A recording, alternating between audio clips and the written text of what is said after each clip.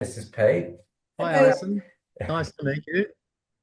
Um, Recording in progress. Excellent. nice to see you, mate. How are you? No, I'm good. It's been a while. It's been a Well, while. your name comes up all the time because my team's dealing with you on all my different films and I know, which is great. all the I love different it. stuff we're doing. Yeah. Look, congratulations both on Magic Beach. Thanks, mate. Thank you. I think it's an absolutely beautiful film. It Thank really you. is. So, Alison, I wanted to ask you first, if you ever saw or felt that your book could become a film, if that was ever on your mind. No, no, not until well, originally Sarah Watt got in touch to see if I was interested in it becoming a movie, but it hadn't crossed my mind, no. And Robert, was this a book that was sitting on your bookshelf for years and was one that you wanted to take to film? I read the book to my kids, and they're 22 and 20 now.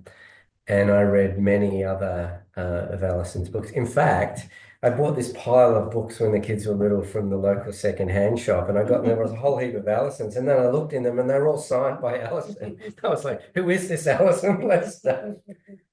And so I read them to both my daughters when they were little, and fell in love with them. And then I was really lucky to work with Sarah on Look Both Ways and My Year Without Sex. John and I were doing the distribution on those films, and I got to know Sarah, and I was talking to Sarah one day saying, maybe we should do something for kids. And she said, you've got to meet my friend Alison Lester. And I'm like, you mean the Alison Lester?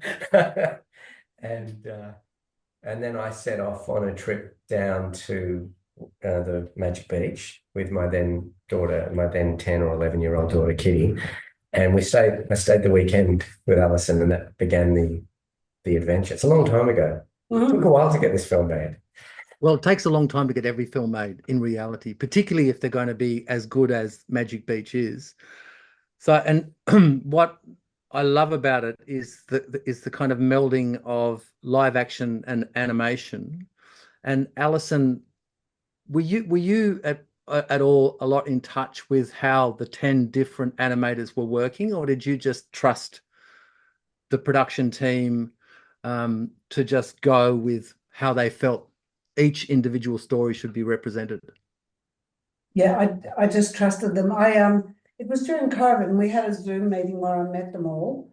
And I guess they vaguely talked about what they were going to do. But for me, it was like although I'm like a bit of a control freak when I do my own books, I do lots of collaborative projects. And I love that thing of just letting people bring their own thing to a project. So I was really, and I trust Robert completely. So I was very happy just to go along with it.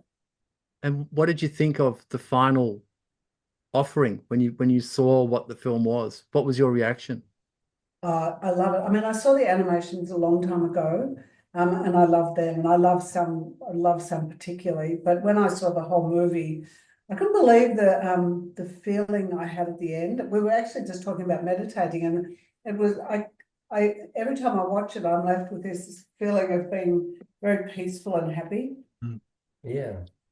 Well, I'm very lucky. I live 4 minutes walk from my own Magic Beach. So I completely understand that kind of meditative process. As soon as you put your foot in the sand, the world that you work in, you walk away from, and it's just the ocean and the sand. And the film Yeah. actually does capture that quite beautifully. And Robert, I really love the casting of the families and the kids. How did you approach that? Because they are so goddamn normal and everyday. Yeah. They're real families. Look, it was a wonderful journey. So the animations were made first. And I work with my wife, Jane Norris, who's a casting director. She's cast all my films over 25 years, and she keeps me honest. And but interestingly, Kitty, my daughter, who had gone down to the Magic Beach, was looking for a job in between things.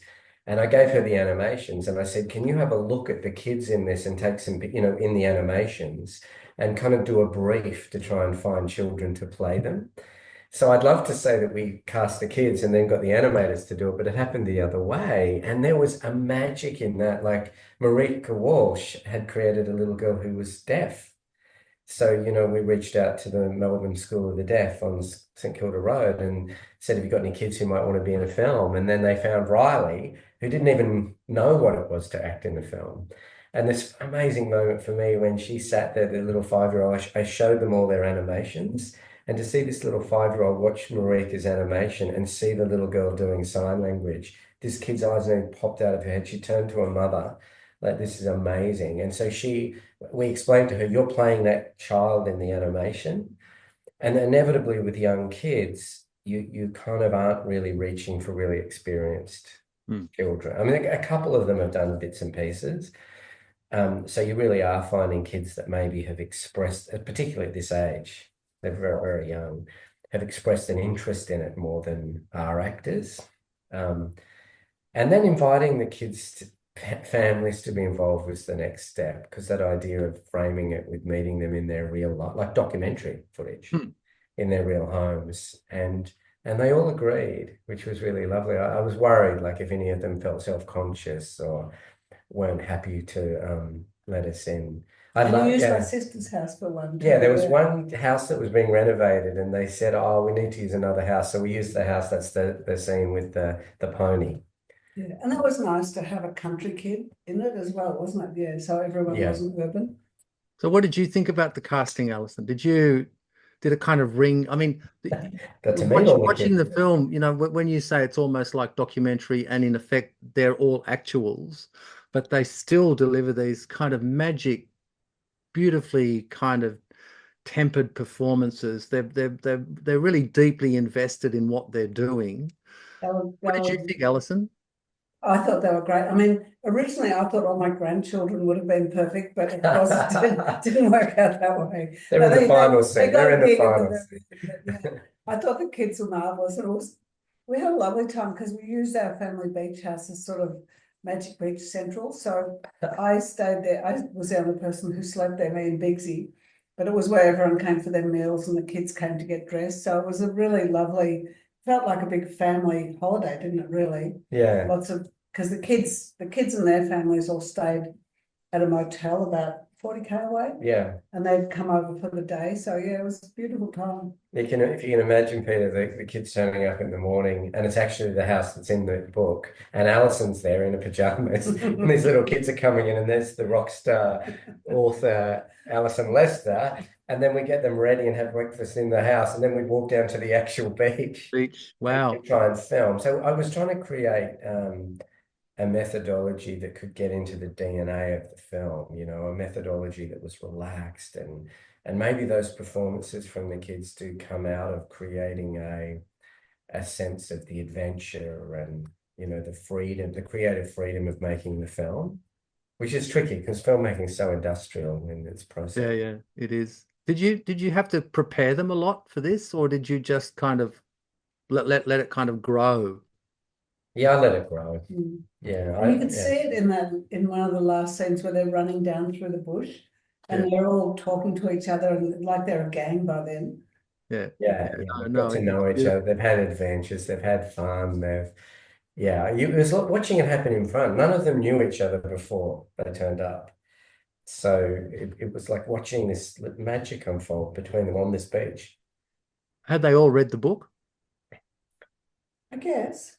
I assume so. Yeah. I assume so, but I didn't really ask whether. I mean, they obviously did because we gave them all a copy, and they all got their copy signed by Alison. And but I assume so. But it's a good question. I'm not sure.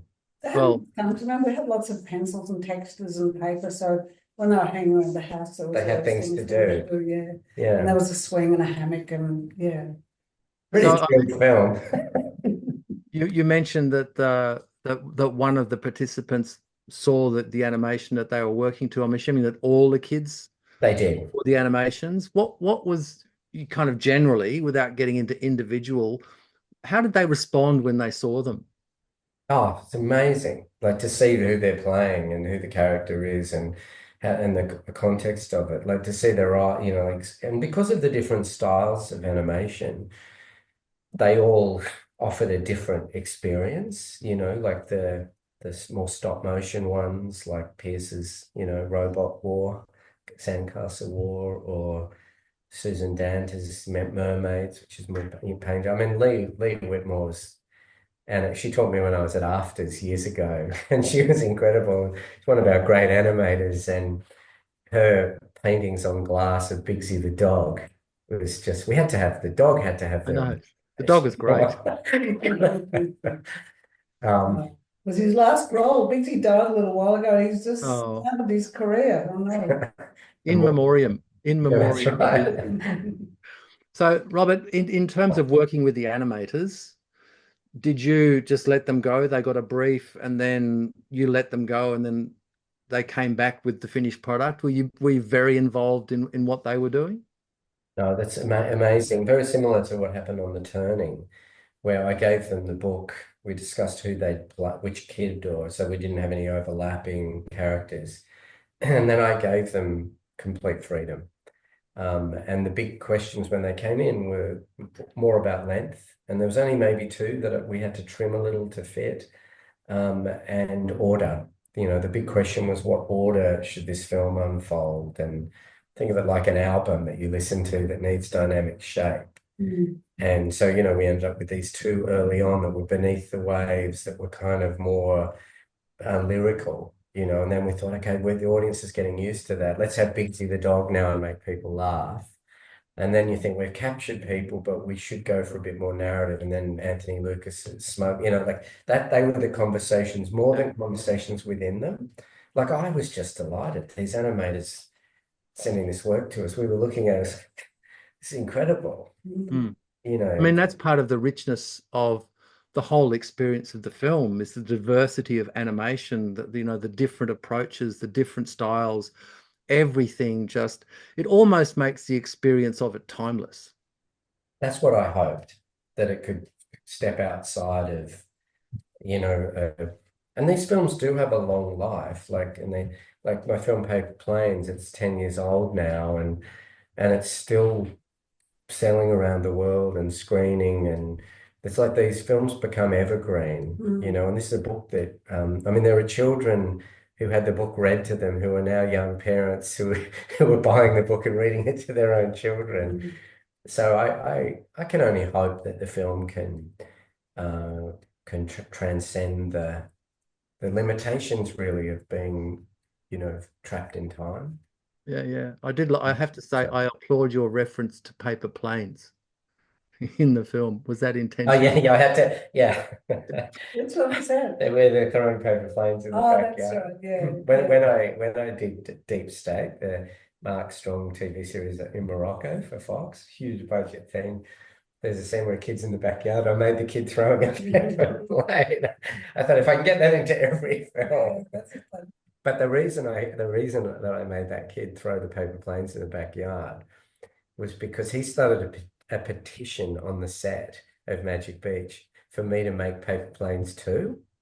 And I said to him, if you got 100 signatures, I'd write an outline for one. So he was running around trying to get signatures.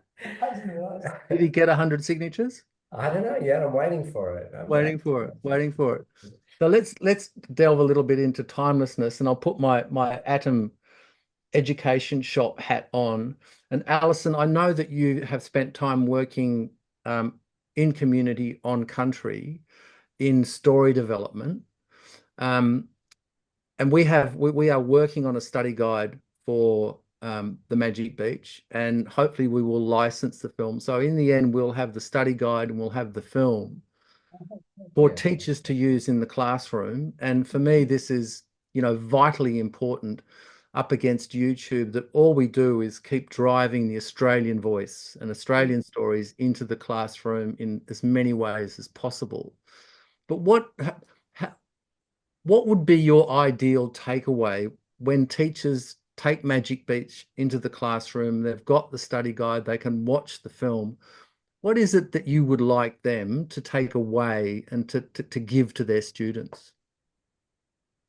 I think an awareness that the natural world is such an incredible place, you know, that you can throw your screens away and just have a fabulous time by being outside, particularly at the beach, but that it really is so rich compared to everything else. and it stays with you. It kind of nurtures you, and as you grow older, you grow with it too. That it's just endlessly fascinating and rich. What Yeah. about the craft of writing and storytelling as well? Sorry? The craft of writing, storytelling. Oh yeah. Oh, you want me to talk about that? Yeah. Oh well, I love telling stories and I love hearing stories, and I'm an absolute magpie. Like I'm always just hearing a little snippet of something, and I go, oh, that's fantastic. You know, I'll use that at some time. Like my book, Kissed by the Moon. That title was the label on a sweater I had. And I thought for years, God, what a lovely title for a kid's book. And then in those days, I used to do a lot of running, and I was running home one morning. It was really early in winter, and it was dark, and I was running. It was a full moon, and the trees were dappling light onto the road as I ran below it. And I thought, this is like being kissed by the moon. And so then I started to think about all the ways the world could be kind to your baby, that you could be washed by the sea and shaded by the trees. And so, yeah, so always magpieing for something interesting. Yeah. I wonder for kids too, you know, and with teaching, you know, because it's such a strong theme that the natural world unlocks your imagination, that each of these kids goes to the beach, and if you can see horses jumping in the waves, or, you know, you can imagine you're a mermaid beneath, you know, and it's a really exciting almost exercise to kind of invite young people who have great imaginations to find some inspiration in the natural world to create something from. And one of the things I love that Alison really helped me understand in this film, because it's very different to anything I've done before, because it doesn't have a narrative, traditional narrative, is that children have an incredible power to create narrative. You don't have to fill it all in. You don't have to have every plot twist and deliver every beat and keep kids completely entertained and have jokes all the time. That actually in the space, you know, children can create narrative. So these are things I grew up in the bush in the Blue Mountains, and my childhood was bushwalking with my parents, and, you know, going 14, 15 kilometers into the bush and camping. And that's where my imagination through the natural world really evolved. So I do think it as a trigger, you ask young people to look into the natural world and find a story, a trigger, and it doesn't have to be a literal narrative. You know, it can be more impressionistic. Yeah, and this is a little bit off the topic too, but I think too the natural world is a really good link for classrooms to start really trying to understand the first Australians. Like I go to kindergartens a fair bit, and preschools do great work with, like nearly every preschool I go to, the kids can sing a song in language and they have a local person. Primary schools don't, like the ones I go to have nearly all dropped the ball. They don't do anything. So any way of getting that understanding started so that most Australians can start to understand the richness of that whole world that went before us would be amazing. Yeah, it's wonderful. Thank you both so much. I'm just going to finish up by saying, beyond all this, there's the delight of the story and the brilliance of the animation. So thank you and congratulations both.